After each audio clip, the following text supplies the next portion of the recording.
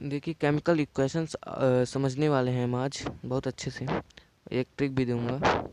तो एक्टिविटी 1.1 में जैसे हमने देखा, और बहुत सारी एक्टिविटी में हम देखते हैं। अगर आप क्लास 10th के हैं तो एक्टिविटी 1 आपके बुक में होगा, एनसीईआरटी में देखे होंगे। तो चलिए हम डिस्क्राइब करते हैं इसको। When magnesium ribbon is burnt in oxygen it gets converted to magnesium oxide. This description of a chemical reaction in a sentence from is quite long. It can be written in a short form, है ना, short form में लिखा जाता है। The simplest way to do this to write it in form of word equation. The word equation for the above reaction would be magnesium plus oxygen magnesium oxide. देखिए होता क्या है, मैं आपको इसका क्लियर फंडा समझा रहा हूँ। देखिए जब मैग्नीशियम रिबन हमने बताया कि बर्न करता है ऑक्सीजन के साथ में मिलकर, Mg जो होता है ऑक्सीजन के साथ में बर्न करता है, तो ये क्या बन जाएगा, मैग्नीशियम ऑक्साइड MgO बन जाता है। बस इसी को शॉर्ट फॉर्म में लिखने के लिए हम केमिकल इक्वेशंस का यूज करते हैं, बस यही केमिकल इक्वेशन, बाकी कुछ नहीं समझना है आपको। चलिए आगे देखता हूँ।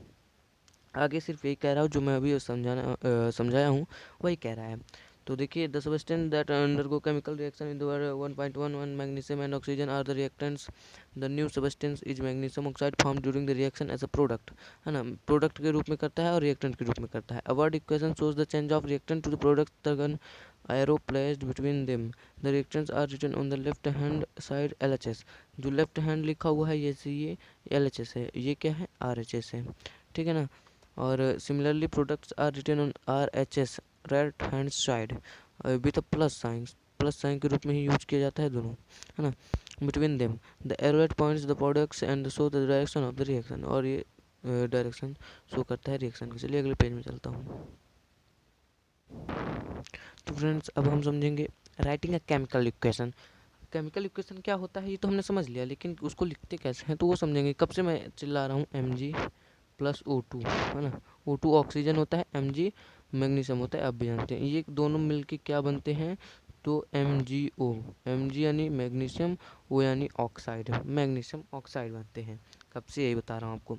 Is there any other shorter way for representing chemical equations. Chemical equation can be made more concise and useful, है ना, if we use chemical formula instead of words. A chemical equation represents a chemical reaction. If you recall formula of magnesium oxygen and magnesium oxide, the above word equation can be written as। अगर आप magnesium का जानते हैं equation और oxygen का और oxide का, तो आप इसका आसानी से लिख लोगे। अगर आप पूरे जितने एलिमेंट्स होते हैं 118 एलिमेंट्स, सॉरी 118 और 100 कुछ एलिमेंट्स हैं, तो इनका अगर आप नाम जानते हैं और बहुत सारे एलिमेंट्स हैं, इतने नहीं, तो आप बता लोगे कि इसका कैसे केमिकल इक्वेशन लिखना है। चलिए बैलेंस्ड केमिकल इक्वेशन देख लेते हैं, बहुत इंपॉर्टेंट है balanced chemical equation. Recall the law of conservation of mass that you studied in class 9th. Mass can neither be created or not be destroyed in chemical reaction. That is, the total mass of element present in the products of chemical reaction has to be equal to the total mass of the elements present in the reactants. In other words, we can say that the number of atoms of each element remain the same before and after a chemical reaction. Hence, we need to balance the skeletal chemical equation is the chemical equation balanced. Let us to learn about balancing a chemical equation by step. Okay, तो आपको ये अंग्रेजी form था, अब Hindi form में थोड़ी समझा देता हूँ। देखिए जो भी आपके प्रोडक्ट का, मान लीजिए आप ये दो प्रोडक्ट ले लिए, है ना, कंपोनेंट्स हैं, इनका जो टोटल मास होगा, जो प्रेजेंट होगा टोटल मास, वह इक्वल होगा total mass of element present in the reactants. जो रिएक्टेंट्स में होगा वही इधर होगा, बस यही होता है बैलेंस्ड केमिकल इक्वेशन। दोनों तरफ सेम होगा, जो आपके प्रोडक्ट में होगा वही रिएक्टेंट्स में होगा। प्रोडक्ट ये कहलाएंगे, रिएक्टेंट्स ये कहलाएंगे। तो प्रोडक्ट और रिएक्टेंट्स का जब टोटल मास जो होगा सेम होगा, इक्वल होगा, तो वह जो होगा तो बैलेंस्ड केमिकल इक्वेशन कहलाएगा। अदर वर्ड हम इजीली समझने के लिए बेसिक क्या कह देते हैं, जो नंबर ऑफ एटम होते हैं ईच एलिमेंट में, पहले और लास्ट में वो सेम होते हैं, इधर उधर लेफ्ट हैंड और राइट हैंड दोनों तरफ जो हमारे नंबर ऑफ एटम होंगे सेम होंगे, तो हम उनको बैलेंस केमिकल इक्वेशन कह देंगे। इसके बहुत सारे एग्जांपल मैं अभी आगे आपको समझाने वाला हूँ। चलिए जिंक प्लस सल्फ्यूरिक एसिड और जिंक सल्फेट इसके फॉर्म होता है, हाइड्रोजन गैस को क्या करता है, इवॉल्व करता है। चलिए इसका जैसे जिंक का हम जानते हैं जिडेन होता है, जिडेन लिख लिए। और सल्फ्यूरिक एसिड का H2SO4 होता है, इसको भी लिख लिए। जिंक सल्फेट का हम भी जानते हैं कि क्या होता है, तो जिडेन SO4 होता है और H2 जो है इवॉल्व होता है। तो ये हो गया। Let us examine the number of atom of different element on both sides of arrow. इस तरह करके आप जो है तो बहुत आसानी से बैलेंस कर सकते हो। देखिए एलिमेंट कितने इसमें प्रेजेंट हैं, तो जिंक है, जिडेन, सल्फ्यूरिक एसिड है, हाइड्रोजन है ना, तो हम और एक सल्फर है। ओके, तो हम इसको लिख लेते हैं। और LHS में कितने एटम्स हैं, RHS में कितने एटम्स हैं, ये हम लिखते हैं। देखिए इधर 1 एटम्स है, H2 में 2 एटम्स है, SO4 में 4 एटम्स है, इधर जिडेन में 1 एटम्स है, SO4 में 4 एटम्स है, H2 में 2 एटम्स है। तो दोनों तरफ इक्वल है, इसमें तो कुछ बनाना नहीं था, दोनों तरफ अपने आप इक्वल था ये। और अब जो है तो थोड़ी सी ये लिखा हुआ है, let us to try balance the following chemical equation Fe H2O Fe3O4 plus H2O। चलो आगे इसको हम बैलेंस करेंगे, ठीक है। तो चलिए इसको स्टेप वाइज हम समझ लेते हैं कैसे बैलेंस करते हैं। तो पहला स्टेप क्या होता है, to balance chemical equation first draw boxes around each formula, do not change anything inside the box while balancing the equation.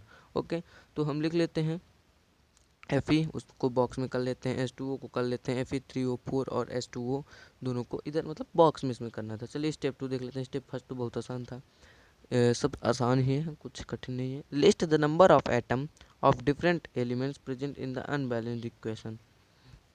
मतलब आप रिकॉल करिए, जो नंबर्स एटम डिफरेंट हैं उनको एक तरफ और जो अलग हैं उनको एक तरफ। तो देखिए FeHO, ठीक है, Fe इधर HO, 3 एलिमेंट्स हैं।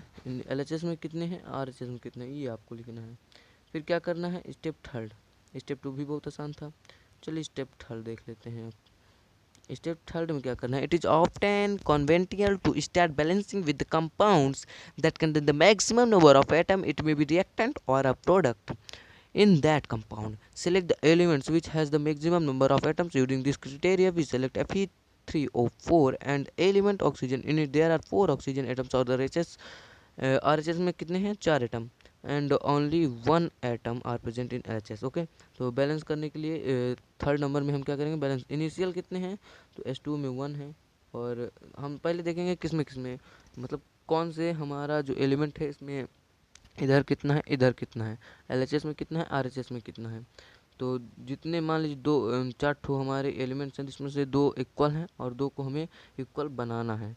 तो मान लीजिए H2O और हो गया इसमें, तो एक तरफ 1 है, एक तरफ 4 है, तो 1 इंटू हम 4 कर देंगे तो 4 हो जाएगा दोनों तरफ।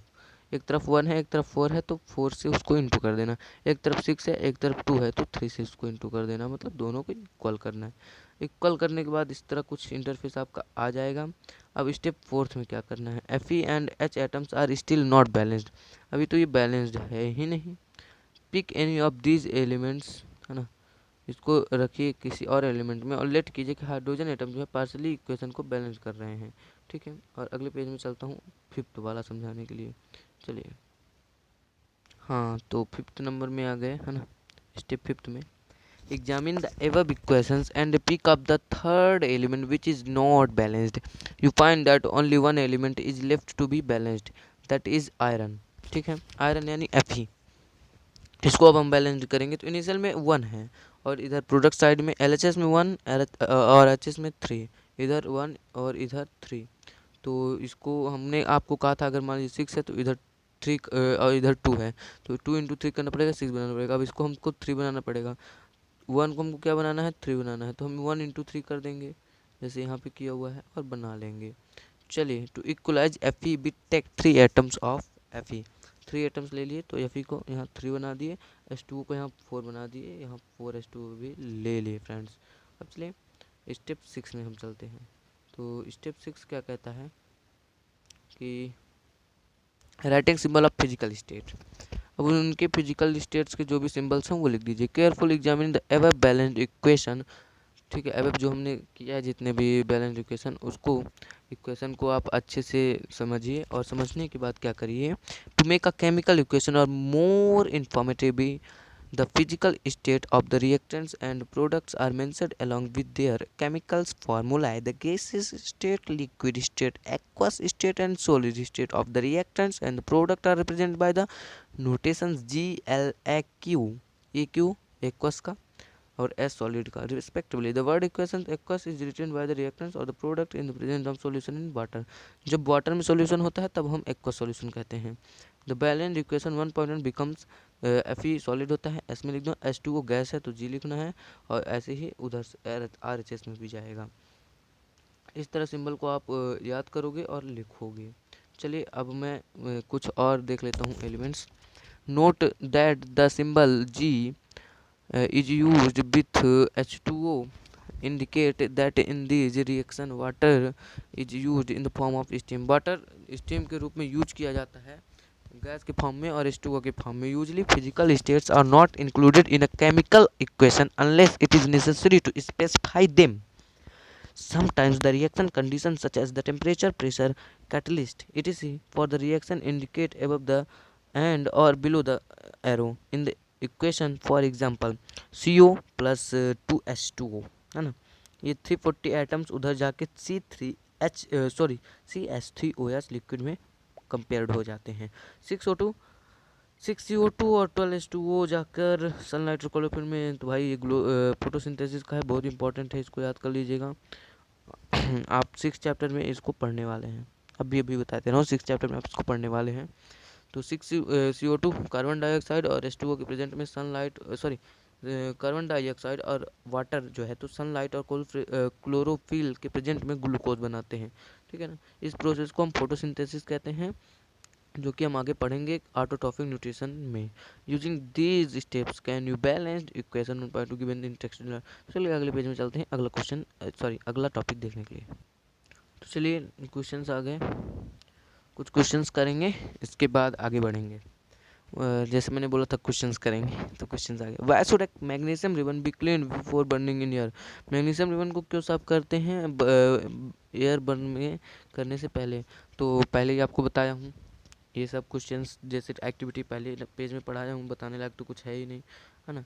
क्योंकि अगर जो वाटर और मैग्नीशियम की अगर रिएक्ट करेंगे तो क्या बनेंगे, मैग्नीशियम ऑक्साइड बनाएंगे जो पाउडर होगा, वाइट होगा. चलिए ज़्यादा मैंने बताने वाला, क्योंकि पिछले में दिया हुआ है उसको आप टिक भी किया था मैंने. टेक्स्ट Q1 फर्स्ट लिखा हुआ दूसरे पेज नंबर में, आप वीडियो को पीछे करके देख सकते हैं. Write the balanced equation for the following chemicals reaction. Hydrogen plus chlorine hydrogen chloride बनता है. ठीक, hydrogen H2 plus Cl2, H2 plus Cl2 क्या बन जाएगा, 2HCl बन जाएगा. 2HCl बनने वाला है. बेरियम क्लोराइड है ना, बेरियम क्लोराइड और क्या, barium chloride aluminium sulphate, barium sulphate और एल्युमिनियम क्लोराइड बनेगा. बेरियम सल्फेट कम लिख लेते हैं 3BaCl2. ठीक है, 3 अभी नहीं लिखते हैं, 3 हम बाद में लिखेंगे. पहले हम लिख लेते हैं BaCl2. सिंपली हम लिखेंगे यहाँ BaCl2 प्लस Al2. ठीक है, SO4 भी लिख लेते हैं, SO4 भी 3 में आ जाएगा.